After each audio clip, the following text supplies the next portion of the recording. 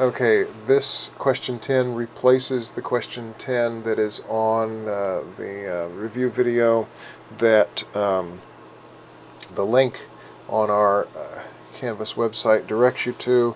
The previous question 10 deals with a confidence interval estimate of a standard deviation, and that's not a topic that we are covering this semester.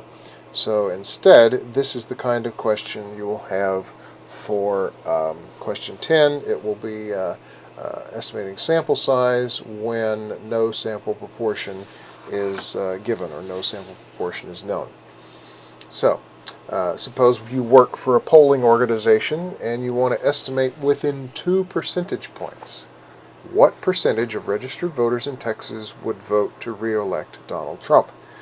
And you've seen similar polls. They vary wildly. They're all over the place, so you decide not to use any of those. And given that ignoring those estimates is the same as not having any estimate at all, we want to know what the minimum sample size is that you should use if you want to make your confidence interval estimate to a 99% confidence level. Well, 99% as a decimal is 0.99, and the complement of that is the alpha, the area in 2 tails, so that's 1 minus 0.99, which is alpha equals 0.01. And for a 99% confidence level, our critical value is a z-score, 2.575, even though this is for, this is for proportion, so we use a z-score 2.575, and the margin of error is 2 percentage points. 2% is represented as a decimal by 0.02.